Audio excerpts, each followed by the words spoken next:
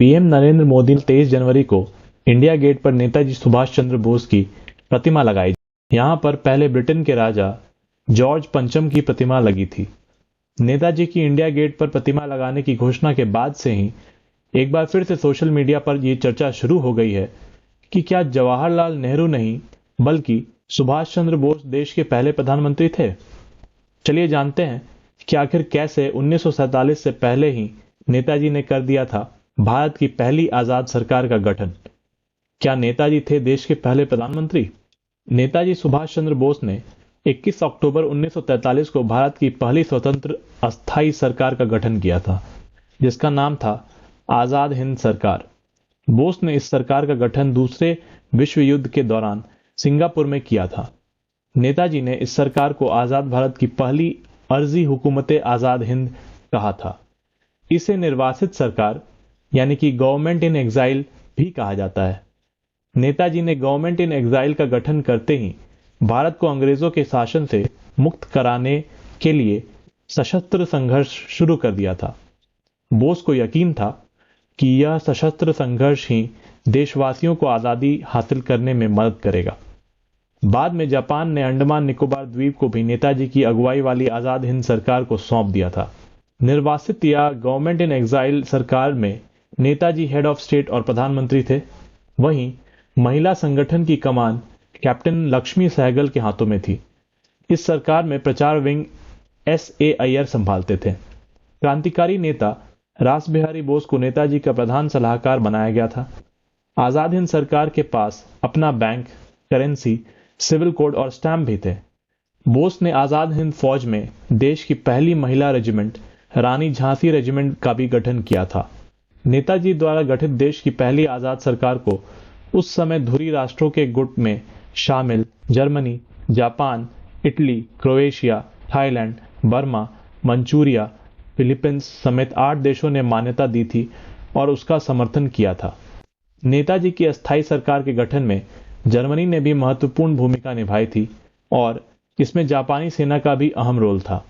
इस सरकार के गठन के लिए नेताजी ने सिंगापुर को चुना था, क्योंकि उस समय सिंगापुर पर जापान का कब्जा था। जापान उस समय अंग्रेजों के खिलाफ दूसरे विश्व युद्ध के लिए बने जर्मनी के नेतृत्व वाले धुरी राष्ट्रों का सदस्य था। निर्वासित सरकार एक ऐसा राजनीतिक समूह है जो किसी देश की वैध सरकार होने का दावा करती है, लेकिन वह किसी अन्य देश में रहने की वजह से सरकार की कानूनी शक्तियों का प्रयोग करने में असमर्थ होती है। आमतौर पर निर्वाचित सरकारों की योजना एक दिन अपने मूल देश में लौटने और औपचारिक सत्ता हासिल करने की होती है। निर्वाचित सरकारों का चलन नेताजी द्वारा आजाद हिंद सरकार के गठन से भी पहले से चल रहा है और अब भी दुनिया में कई निर्वाचित सरकारें काम कर रही हैं। इसका सबसे बढ़िया उदाहरण तिब्बत का है, जहां दलाई लामा द्वारा 1959 में गठित तिब्बत की निर्वाचित सरकार भारत की राजनीतिक शरण में रह रही है, क्योंकि तिब्बत पर चीन ने कब्जा जमा रखा है। 2017 में नेताजी के प्रपौत्र चंद्र बोस ने कहा था कि सुभाष चंद्र बोस ही देश के पहले प्रधानमंत्री थे। उन्होंने कहा कि नेताजी आजाद हिंद फौज के प्रमुख थे और उन्होंने अंडमान निकोबार द्वीप में भारत का झंडा लहराया था। ऐसे में नेताजी देश के पहले प्रधानमंत्री थे, भले ही वे निर्वाचित सरकार के पीएम थे।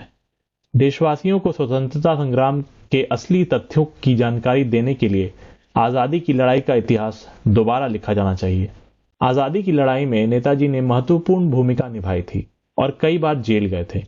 1940 में अंग्रेजों ने नेताजी को कोलकाता में उनके घर पर नजरबंद कर दिया था। कड़े पहरे के बावजूद वे 26 जनवरी 1941 को कैद से भाग निकले और काबुल और मॉस्को के रास्ते होते हुए अप्रैल में हिटलर के शासन वाले जर्मनी पहुंच गए। जापान के साउथ ईस्ट एशिया पर हमले के बाद बोस मई 1943 में जापान पहुंचे। जुलाई 1943 में उन्होंने आजाद हिंद फौज की कमान संभाली। 21 अक्टूबर 1943 को नेताजी ने भारत की पहली स्वतंत्र अस्थायी सरकार के गठन का ऐलान कर दिया।